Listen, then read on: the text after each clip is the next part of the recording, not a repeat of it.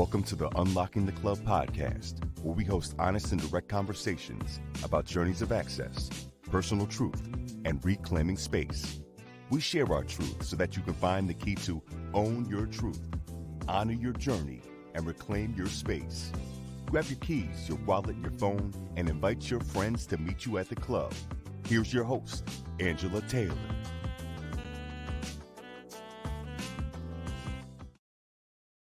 Hey folks, I'm Angela Taylor, your host for Unlocking the Club, and thanks for grabbing your keys, your wallet, and inviting your friends to join you here at the club. Unlocking the Club is a space where my guests and I continue to discuss what we're up to in our lives, both personally and professionally.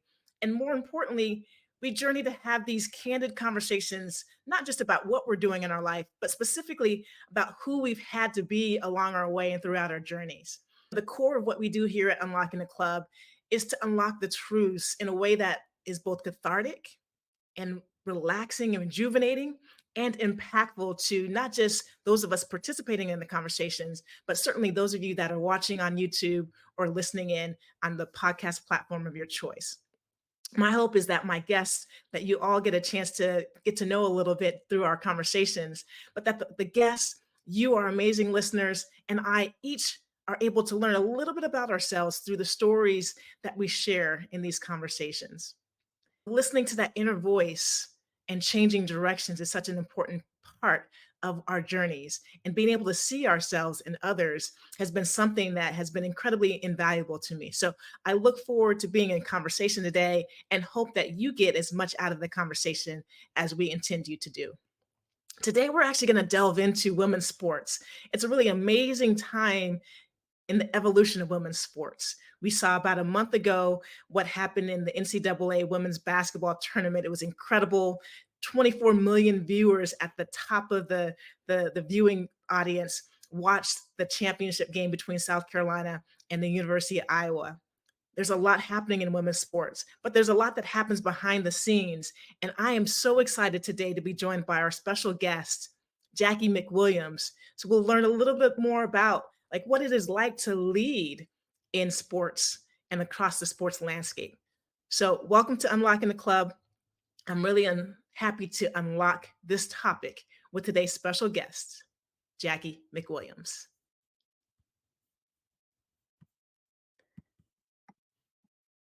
Jacqie McWilliams Parker has dedicated 31 years to intercollegiate athletics. For almost 10 years in championships at the NCAA corporate office, she's in her 12th season in her dream job as the Central Intercollegiate Athletic Association Commissioner, also known as the CIAA Commissioner. Jacqie received her undergraduate degree at Hampton University and is a two-time inductee of the Hampton University Hall of Fame, once as a two-sport athlete and recently as a member of the 1988 Division II NCAA Women's Basketball National Team. McWilliams Parker is a member of the Virginia Union University Hall of Fame for her commitment to women's sports as a former coach and administrator, and continues to contribute to the women's program, the place that gave her her start in the industry. McWilliams is also a member of Temple University's Gallery of Success as an alumnus, and where she has established a postgraduate scholarship for HBCU students interested in receiving their postgraduate degree in sports management and hospitality. McWilliams Parker was a former member and president of the Board of Women Leaders in Sports, and she currently serves the chair for the HBCU 4 Power Commissioners. Thanks for tuning in today as we unlock the club with our special guest, Jacqie McWilliams.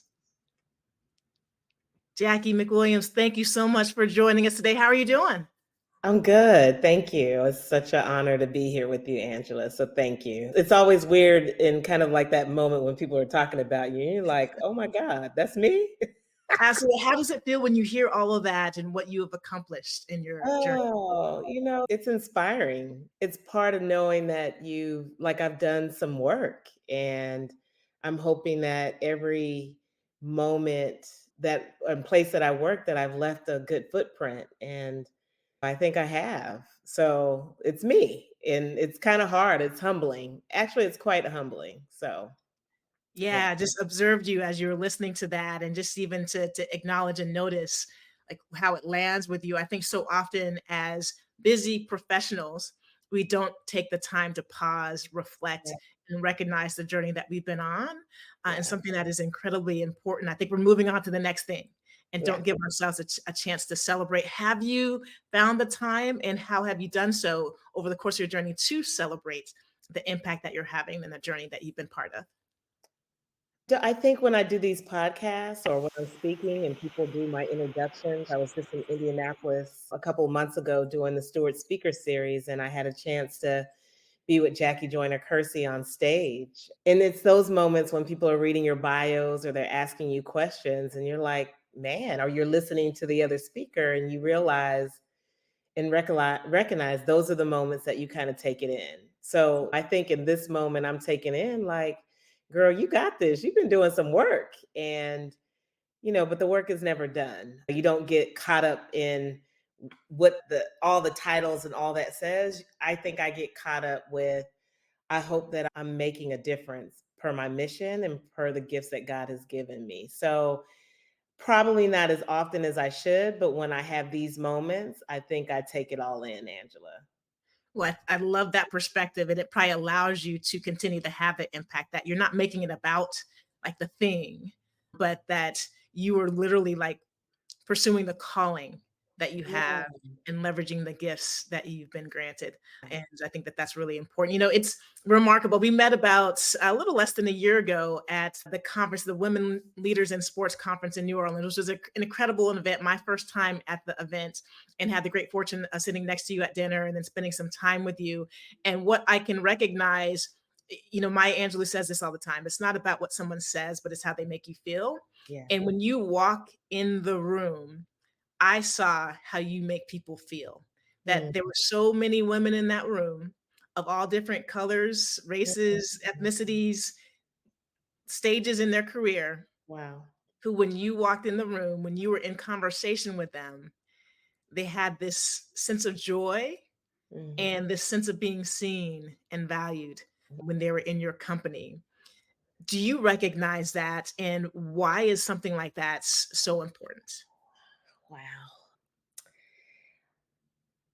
Wow. Are you trying to make me cry today? Is this what we're doing? I Hey, I'm think, Oprah. Oprah, hey, go ahead and cry. Get the tissue out. What? come on, Angela Oprah Taylor. I every day I wake up and I just ask God to just let me be a blessing. Let me do work that's really not about me. In the moments that I don't feel like putting my feet on the ground, show me what my purpose is today, because somebody may be going through the same. And I want to be that person that gives joy and light, because that's what I want to feel when I'm in the presence of other people. And even if they don't do that, I know that God has given me the gift. When I was a little girl, my mom used to say at daycare, they called me Smiley. Mm. And I see this little picture of me when I was a baby, and all you see is my gums. And people still say, all we can see is your gums and the 9,000 teeth you have. And it's something about, my mom was the same. And she was such a kind woman, a kind person. And we were a military family. We had to learn how to navigate and meet new people and smile when you didn't want to and be at ease when you needed to and be alert, So I think I was raised and taught. My mom would say, probably like most Black mamas would say, you can't speak, you come down here and open your mouth. It don't cost a thing to speak and say hello. So I think for me, Angela, I think it's important that people feel like they are heard, they are seen, because I know what that feels not to be heard and not to be seen. So in my own presence, I want to be present to people, and it's taken a long time to find my own joy. So I'm happy. I look forward to walking in a room, and whatever's happening, I've learned not to allow that to take away from my own joy and peace and space. So I want to bring in peace and joy. I don't want to take joy and peace away from other people. And so I think wherever I go, even at home, even with the challenges, we need to be able to communicate and talk when those moments feel like I don't look like it, and why, because I want my family to feel good as well. And it's work every single day, but it's not hard when I know the presence of who's in my life. Yeah. Yeah. Well, I want to stay here a little bit, Jacqie, if we can. Is you talked about certainly the joy and the impact and the smiley and disarming others, right? And kind of bringing that joy and effervescence into the room. But you also mentioned this sense of where you felt like you weren't being seen. When was that? And how did you consume that?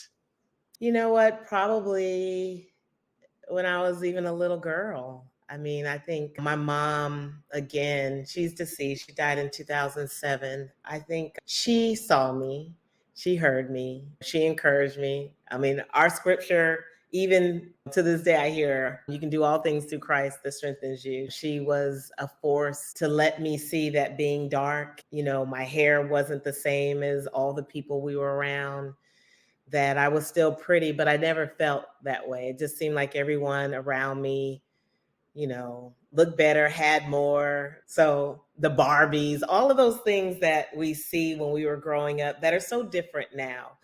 But for me, it wasn't. It was like competing with myself with things that didn't look like me, but it looked better. I didn't get to see myself in leadership roles. I didn't get to see myself on TV. I didn't get to see, I did on Soul Train, those kind of things, but to actually see women leading and being a force and not secretaries and not just teachers and not just, and so it was I think just growing up and trying to find the confidence. So sports for me, like that was the moment when I knew, like, look, I may not think I'm cute, but I can ball.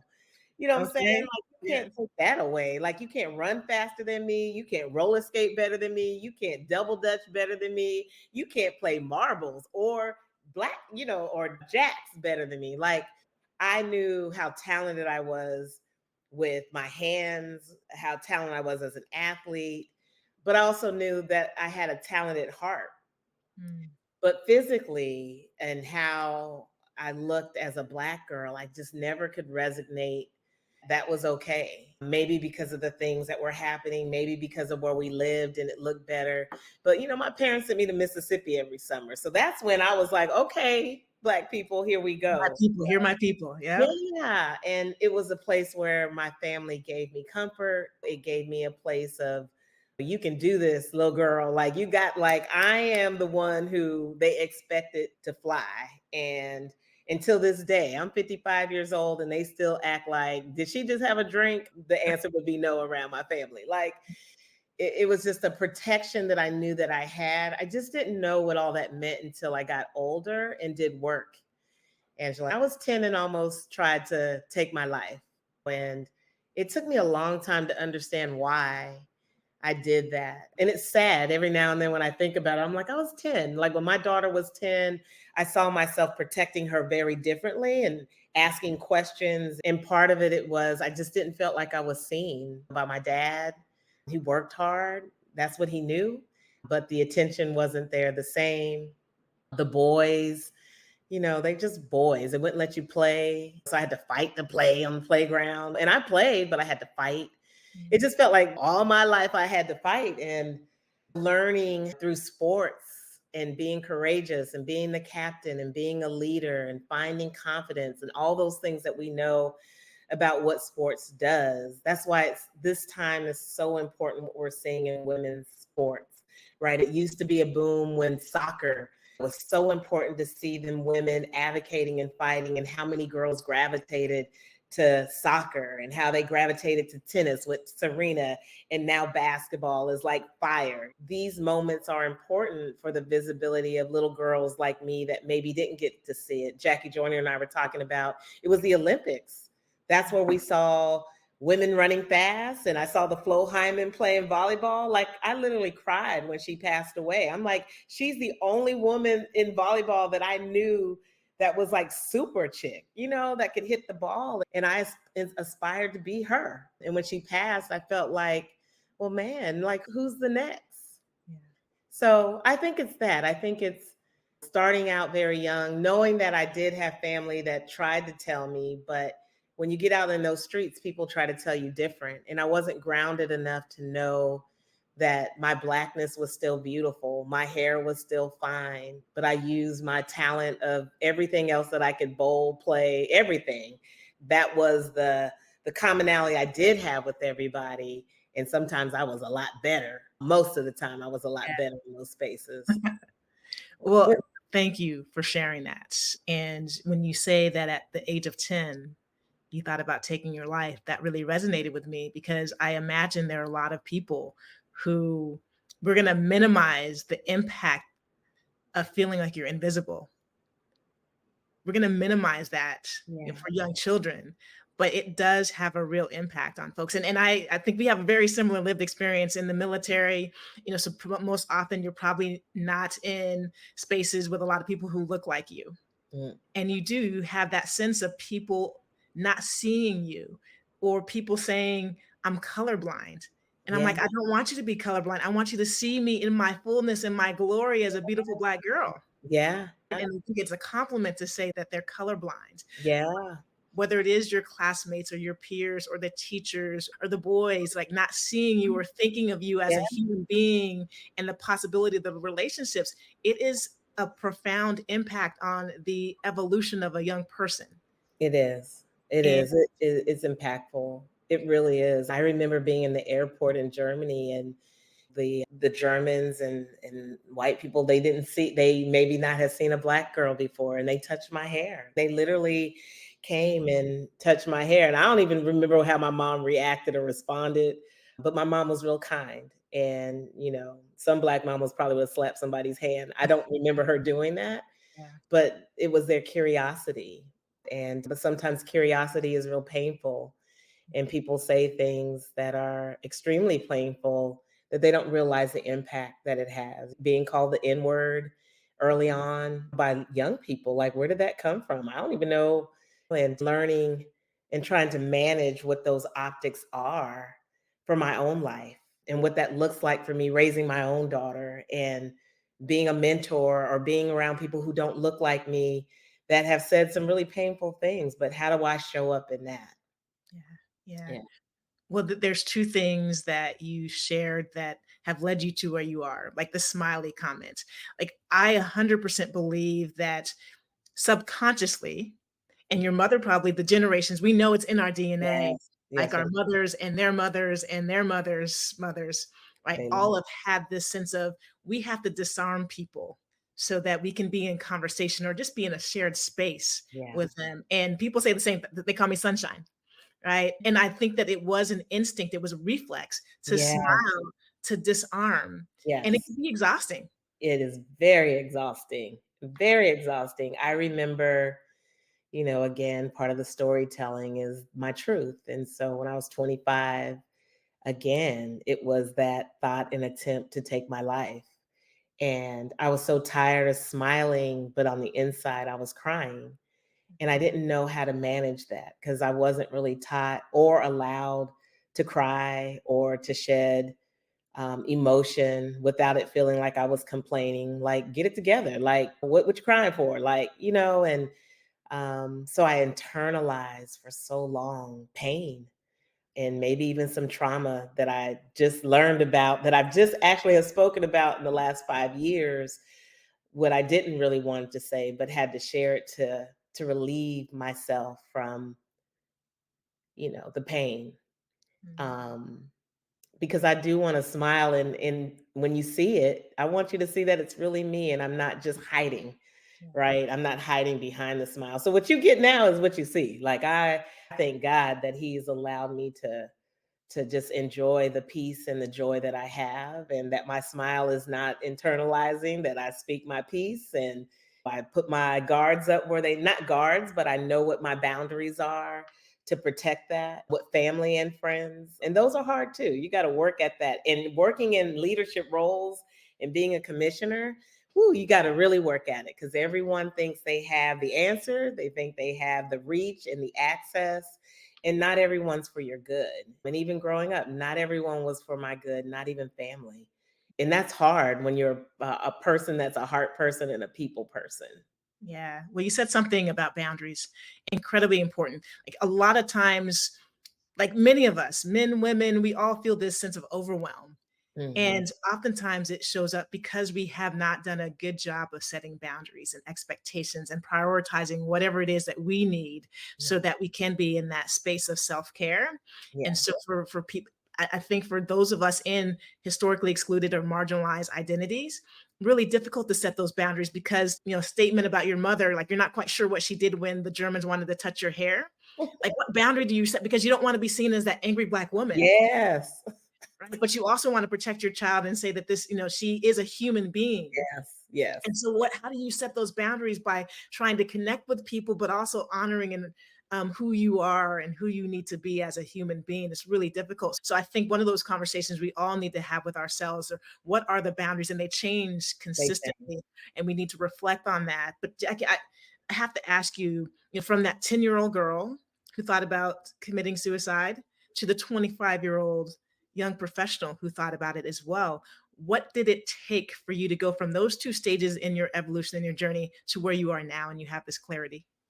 I think it was truly seeking help. I remember vividly that night I was in my bathroom and I had a handful of pills, Angela, and they were either gonna take me out or they were gonna take me out where I'd be out.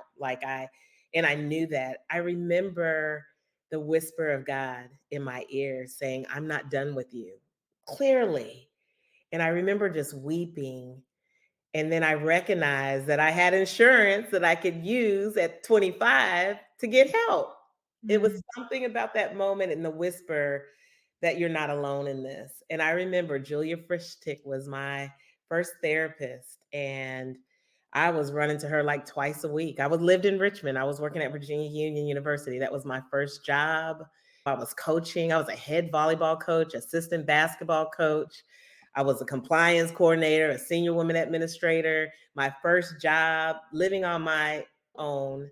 And it was overwhelming in a relationship that probably wasn't healthy, trying to reconcile childhood things that happened and just couldn't understand, not feeling like I was being seen or heard, or and just a crazy moment, but one that I always say, like he whispered, like, "Girl, I'm not done with you." And when I got counseling, that was probably the best thing. I really started to heal. I started to write letters to myself. I started to do some homework with my parents. My mom flew, like she didn't know what was going on, but she stayed with me for almost 2 weeks. And that was life changing for me, for her to just know as a mom that she needed to be there. She didn't know what was going on, but when she got there, we got to spend a lot of good time, and I got to share some of I was angry with her. I think sometimes we have to be honest with ourselves. We love the people we love, but sometimes the people we love, we feel like they've hurt us. And it's not that she did anything to me. I just felt like she could have did something to help protect us from situations. And I realized growing up, our parents and the people that we love sometimes do the best that they know how. And she did the best that she could, and she loved me hard. But man, she just taught me how just to be a good person, how to love hard, how to forgive. Like that's hard to forgive, not to be resentful, to be a woman of God, to lean on my strengths. I was a young professional and she was so proud. My dad was proud too. He doesn't know how to show it, but just to lean in what the gifts that you've gotten and never forget that. I've just found some letters from her just encouraging me, and my grandmother sending me prayers. I mean, those all really do matter. So at 25, that whisper, but the prayers around you, if you're a person of faith, and understanding that my purpose was much bigger than me in that moment. That was the reminder. This is not about you. And you got to get it together. And when you get it together, I'm going to use you.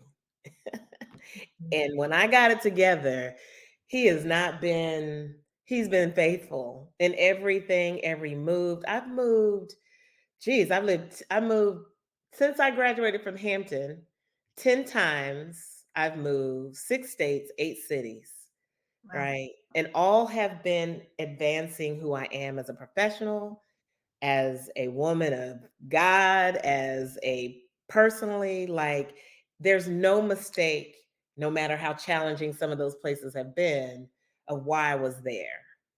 And they have created this woman I am today to be bold, to be confident, to advocate. I mean, I've had to advocate every single place I have been. And I'm like, really, I got to fight again? Like, people are really going to make comments about my hair or my color, like professionals. This is what we're doing. Men are still going to come at you and act like this is not harassment. Like, come on now. Like, Yeah. we still doing this. And I think as a woman, as a leader, as a human being, I'm not going to allow anybody to compromise my space. So that's why the boundaries are important. I had a conversation with a good friend the other day, and I just said, people are going to they're going to come to you because they see that you're lacking confidence and self esteem. So they're coming at you because they see that. So it's this bullying spirit that people will bring towards you if you're not conscious and self aware about who you are and about what people are bringing. Because truly, what you pour out is a lot of what people will bring to you if you're not careful. So I'm gonna pour out a lot of love, but I'm also gonna give you some. Not today, Satan. You don't get to come up in here and tear up all this beautiful work that's been taking place for 55 years. And it ain't been easy, but you don't get to destroy that. And that's finding your voice. And I think it's really hard for Black women to find our voice. When we have voice, it is said that we are X, Y, and Z. Yeah. Right? We are too loud, we're too boisterous, we're angry. No, I'm not angry.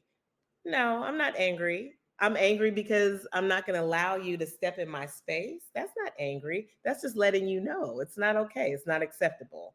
And I think we have to tell ourselves that we're not going in a space of anger, but we're going in a space to advocate for ourselves and for other people. But how we do it and how our tone and we do have to work on that because people do see us differently in that space, Angela.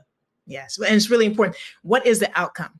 Do we want to be right, or do we want them to receive the message? Absolutely. Think about that, Absolutely. and sometimes that'll help you with the delivery that you Yes. leverage in that particular moment. But I want to dig into how you've been able to find your voice in sports. But before we get to that point, I want to unpack some things, some really important things that Jacqie just shared in that story. We talk about boundaries, and I think the thing that we need to augment setting boundaries with is finding agency Mm. and making sure that we are comfortable taking up space. Mhm. So often in our lives, we've been asked to be reduced to just something over in the corner, right? Be seen, not heard.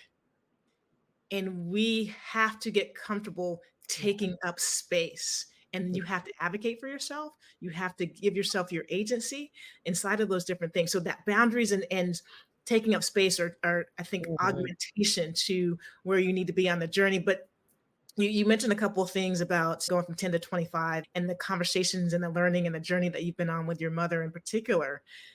I think there's a lot of things that we learn in Black households that are fundamental to who we are and how we show up as strong, independent Black women or great people.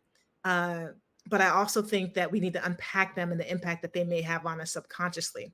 So there is the be seen, not heard, right? Put your Yeah. head down, work hard, get good grades, go to college, get an education. Like those things are great. And it is in opposition in some places to taking up space.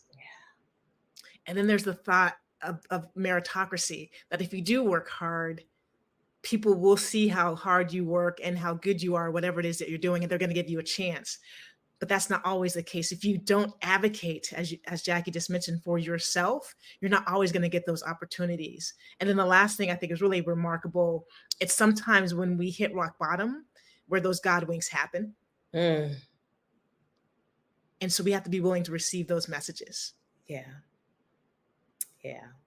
I think, wow, you unpacked that really good. Thank Yeah, you. so much. I'm like, there's so many things, Jacqie, so many nuggets that you shared. Yeah, you unpacked that so good. I think in all of that as well is part of your boundaries, part of the agency, part of the advocating is having some things, some people you have to let go.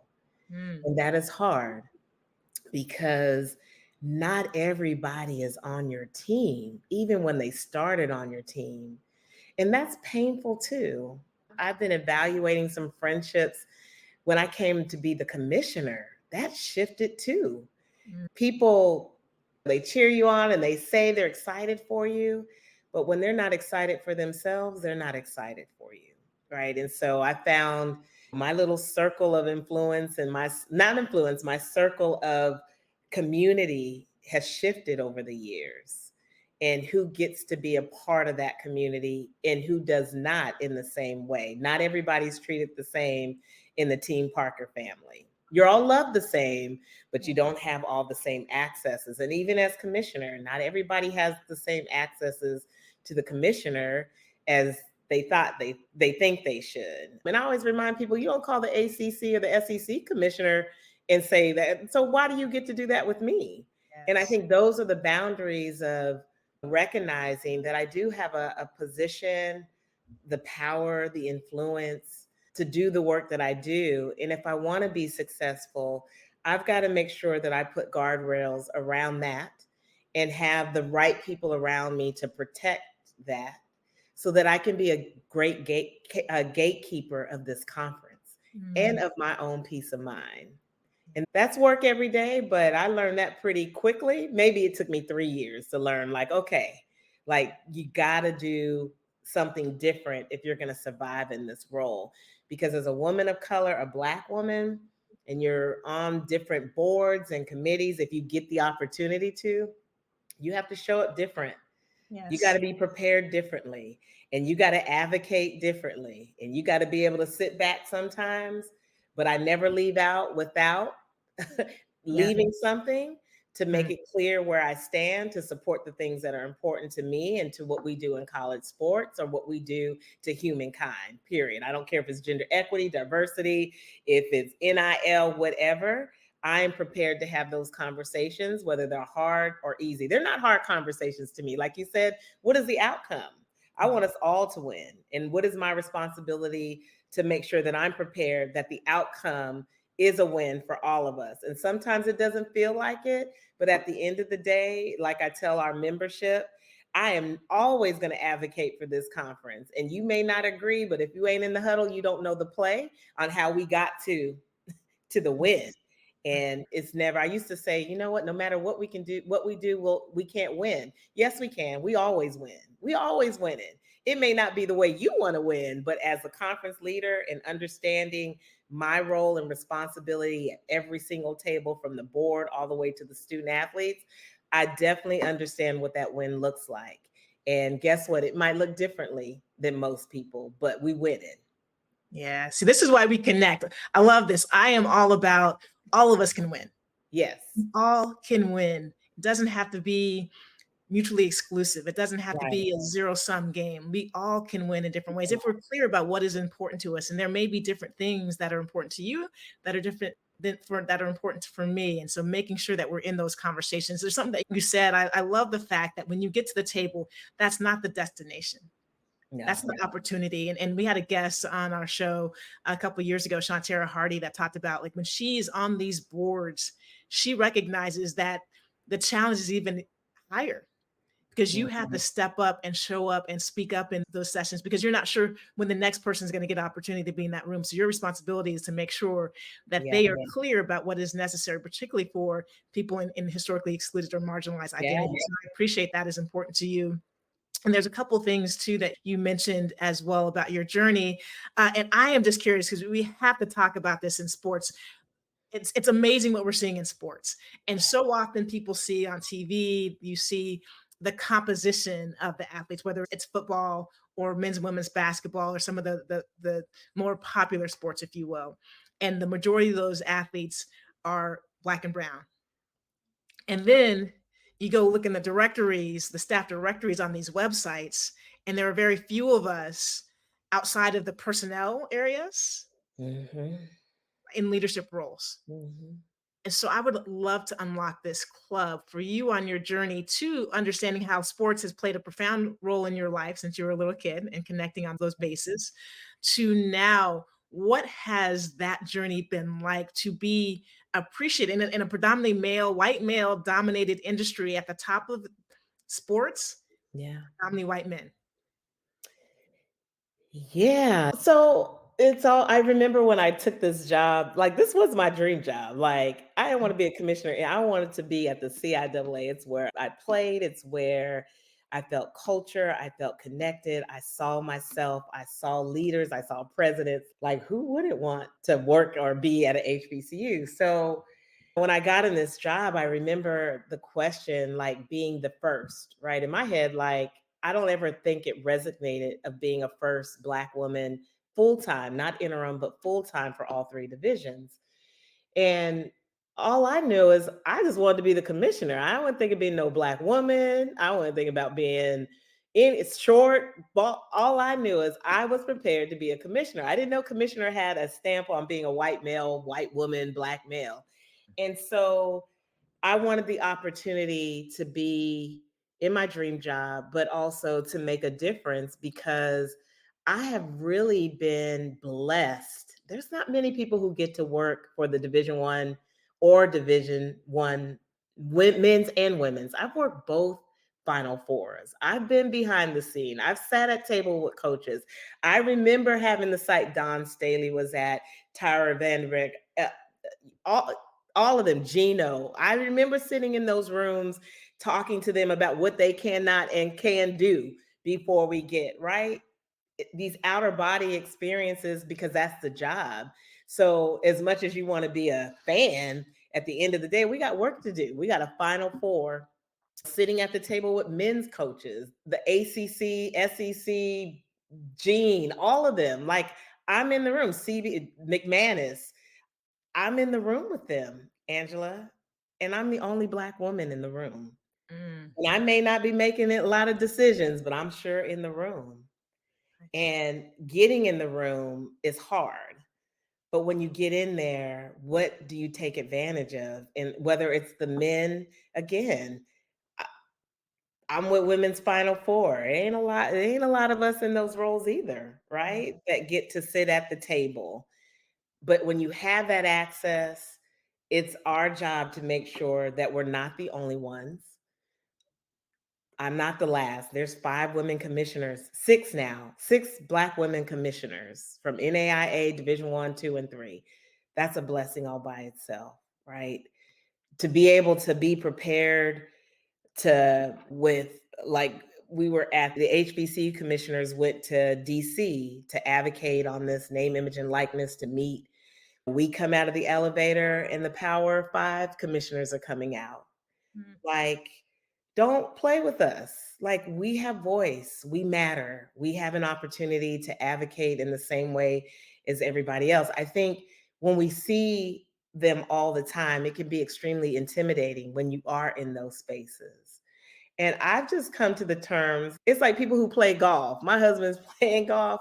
I'm like, dude, you're gonna play every day and you still gonna miss the ball. Like, I want you to hit it, but we watching the Masters and they missing the ball, Yeah. right?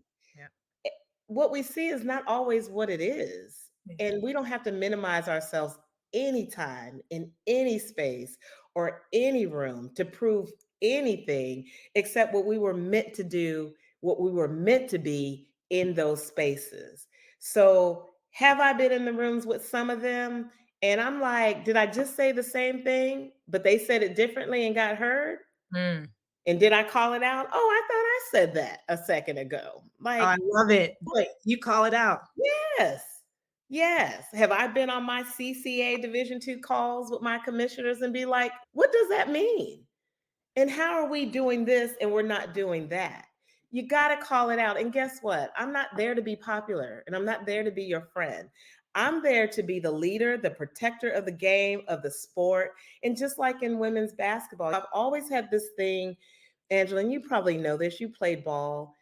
When I lived in Colorado, I finished high school in Colorado. That's where sports became like, oh, I can play. The Olympic training centers around. I used to go to trials. I got to see some of the best women in the country try out for the Olympics. That's where I got to see. I was fortunate to see that.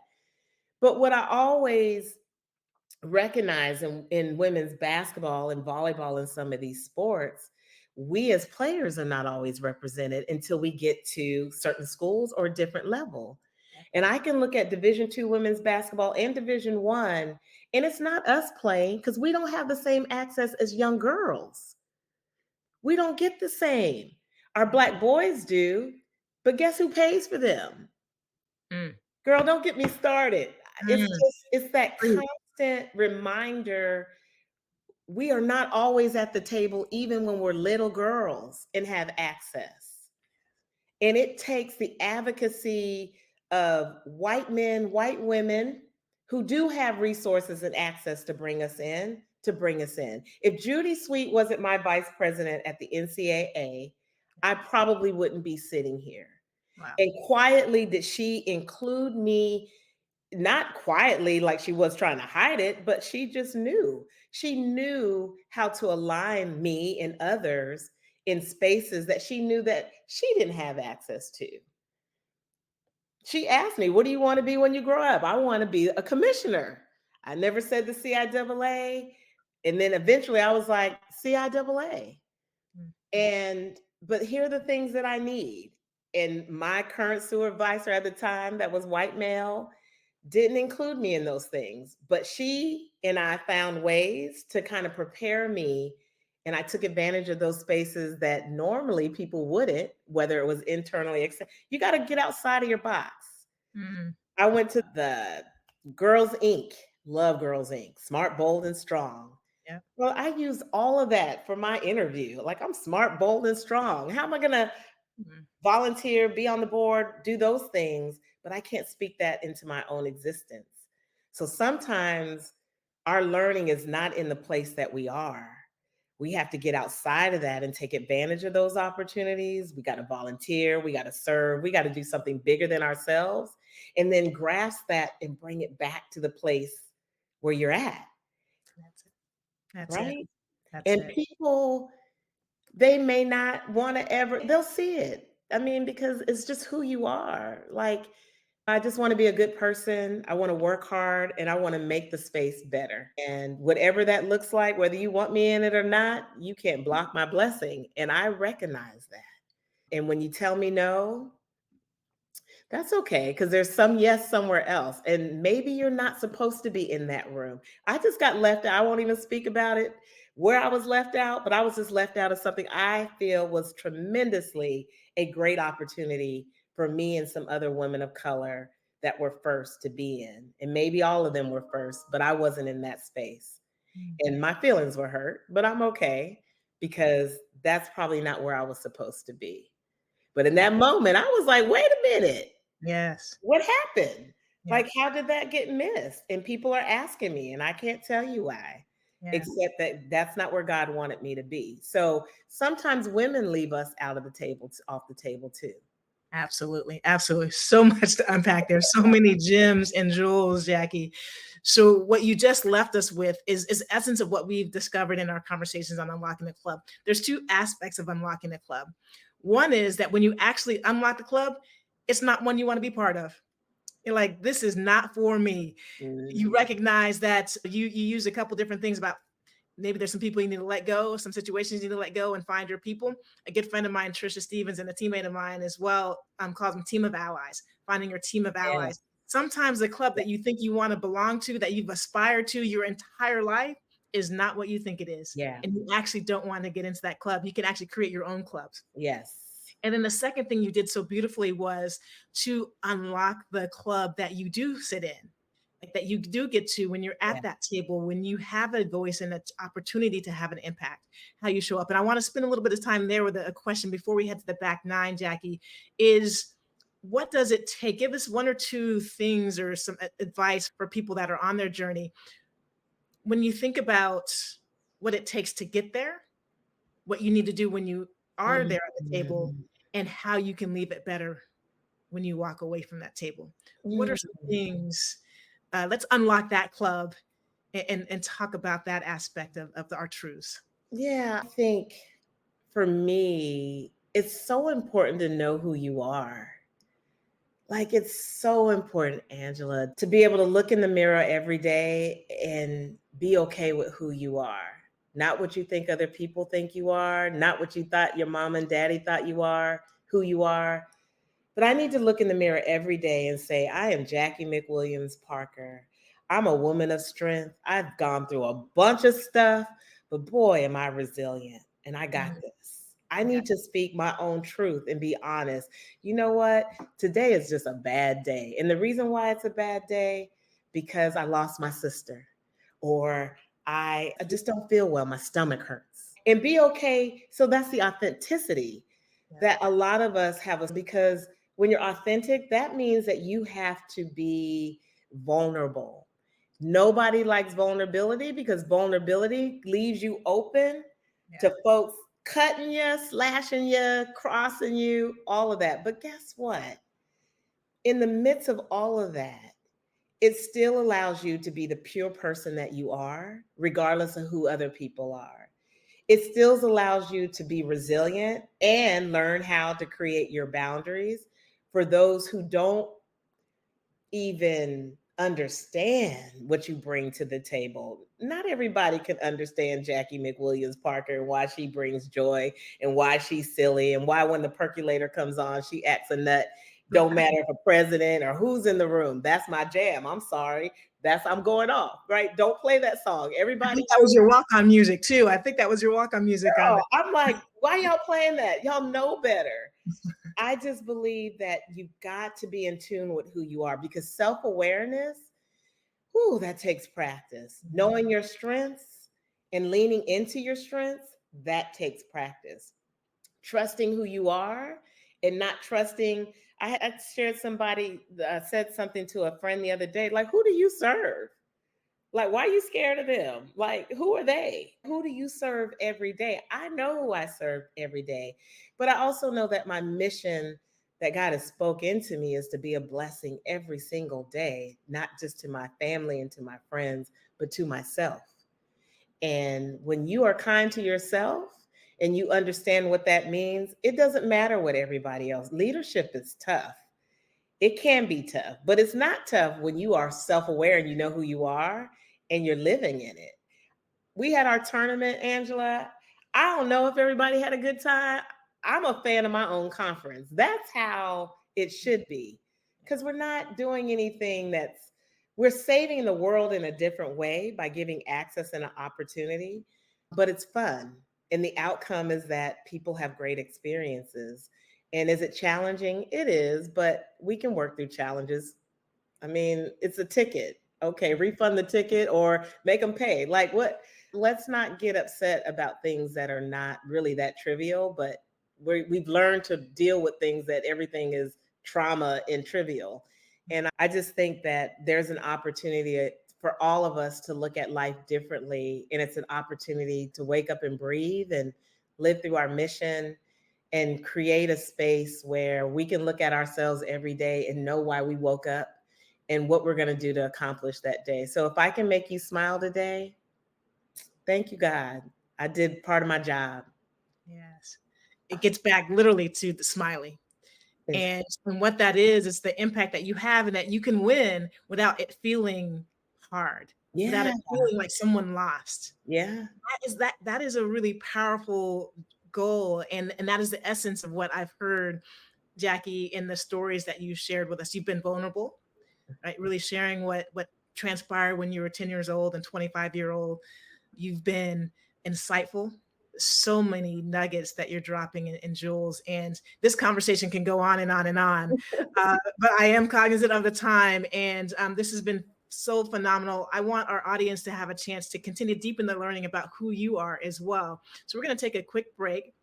We'll be back here in a moment. It's golf season. Jacqie, you mentioned that your husband's out on the golf course chasing balls. That would be me losing balls in a lot of the trees. But on the back nine, there's always a back nine. There's always something to look forward to. And so we will be right back here on Unlocking the Club with our special guest, Jacqie McWilliams Parker, on the back nine.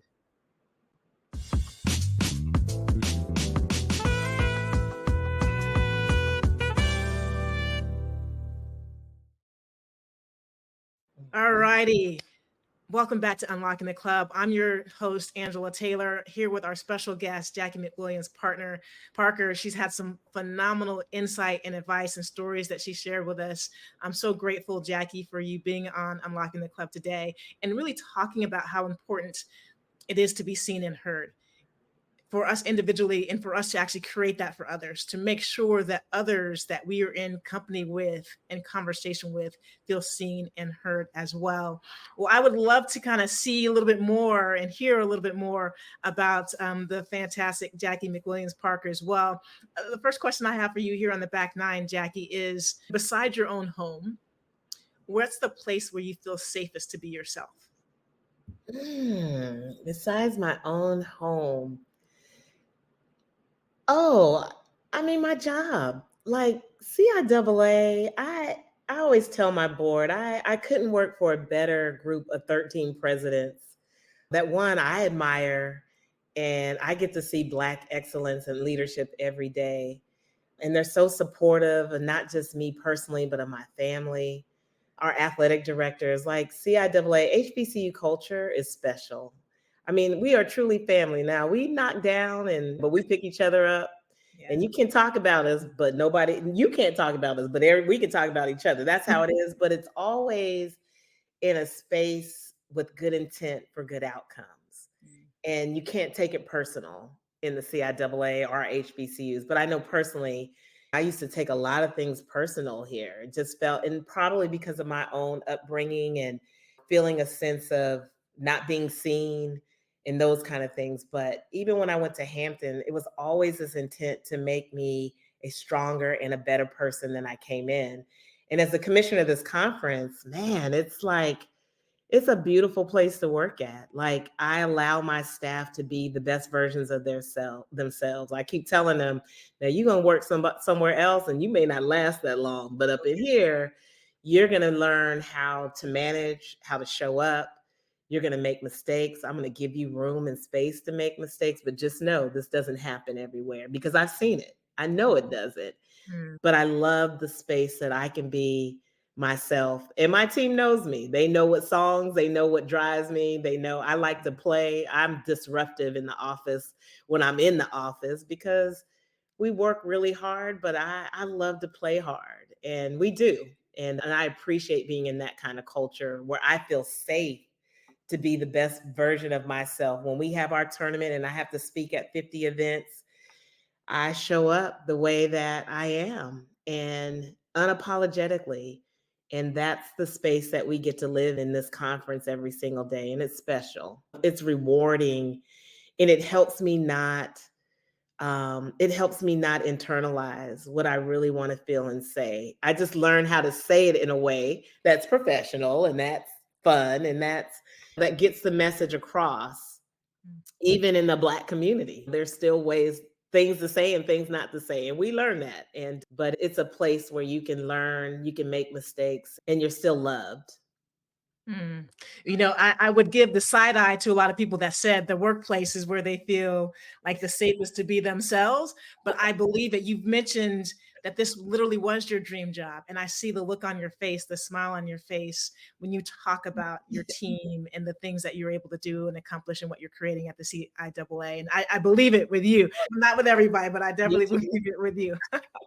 Well, as you've navigated the landscape throughout your career, what is a scenario or a situation that you walk into with trepidation? Hmm. Wow. That's a good question. I think there's moments where I have to negotiate a lot for this conference. And I know there's times, if it was Black male or if it was a male, that I could probably get certain things done. And that happened early in this position where it just felt, and I remember a former leader saying, well, if it would have been me, a male, they would have got it done. Mm. And I was like, excuse me? Like, I was kind of taken aback. And maybe they would have got more money. I don't know. But that hit me because I recognize that even doing our media deal, doing our Under Armour deal, doing our deal with the tournament, I mean, these are major deals for the conference that I'm negotiating on behalf.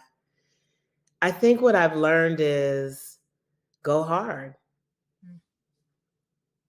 Just go hard, because Angela, sometimes you feel like you lost before you even got in the room.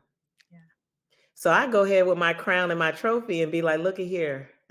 This is what I'm not going to do. So since you got your thing that you think this is what I'm not going to do. Yeah. And whether we get to do it or not, I have to be okay with that. I think that's why I love my board so much, because they're not that for me. They're the ones who say, forgive them then. You ain't got it. I'm like, wait a minute. Are you sure? So they empower me to be okay and that it's not a loss, that stand ground regardless if they want to let us in or not. And it's scary. It has been some scary times. I'm like, we're absolutely not going to do that. And I'm like, oh, shoot. Like, what does that mean? Because there are things that have been said to me, have been done to me that I know would never have been done or said to my white colleagues or my Black male colleagues. And so I've been taken aback on several occasions, but please know that I have found my voice to manage those conversations in the most eloquent, the most cordial, the most kind, but direct space. Because Mr. Mack, my daddy, military, logistics, CW3 in the Army, taught me that. Like that. Yeah. Mm. Mm. Yeah. So the lessons that you've learned from your mother, from colleagues, from your father, what's your superpower, Jacqie? Transformation. Wow. Yeah. Like I remember the board asked me when I took this job about, they didn't say superpower, but I'm like, I'm a transformer. I love Transformer, the movie. Like, people know the Percolator is my song, and I got a Transformer Halloween outfit, and I wear it. I don't care. Simone's like, Mom, it is like dirty. Whatever. We're going to wash it and keep it moving. I believe I can transform anything. I could transform a conversation. I can transform an environment where it feels stoic. I can color. I can paint. I just think being able to see yourself as a game changer to help somebody, because somebody helped me. I always say sports saved my life. I wouldn't be here if my beacon of hope was to play. And basketball and volleyball and track, but particularly in college, it gave me that safe space to be the best that I could be on the court, and it challenged me to do better in the classroom. But as a leader, as a captain, I got to transform. I got to be the influencer because they trusted me. And when you're trusted and people see that you're going to deliver, we can all transform a lot of different things. I love to take a plant and watch it grow. I just shared a picture my aunt gave me, a piece of my mother's plant years ago. My mom died in 2007, and she has this beautiful Christmas cactus. And when I went to Mississippi 3 years ago, she gave me a small piece of it, and it bloomed the other day. It is huge. Wow. And gave me goosebumps. In all transparency, my sister passed away a few days ago. So sorry. But that plant bloomed the next day, and it was my mother. But I water that plant and I take care of it. And I think as a transformer, that's what you do. You water people, you plant seeds, you water them, and you help them grow. If you're going to be a leader, you see the vision and you try to get all the things in place so that you can actually see it be delivered and executed. Like, yeah, my superpower most days is a transformer. That's what I like to think. Yeah. That's incredible. And you water it. Well, I have about 2 or 3 more questions, but I'm going to leave it on that. You just dropped the mic with that story. Sorry to hear about your sister. Thank you. But that bloom was, as Renee Brown, my good friend, says, a God wink. It was a God wink. And Jacqie, where can people find you, or do you have any projects, anything that you would like to share with our listeners and viewers? Yeah, at CIAA Commish is my handle on all of the social media platforms. I think it's CIAA commissioner on Facebook, and I'm on there mostly. I like to get on there every now and then and play. The CIAA sports is the CIAA handle. I would just love people to see the projects of what we're doing in HBCU space, not just the CIAA, the SWAC, the MEAC, the SIAC, my girlfriend Kiki's conference, NAIA. I'm gonna get it here in a second. But I think it's a great opportunity to see the amazing work that we're all doing and how our conferences are transforming, how the world is paying attention to the contributions that we're making in our communities.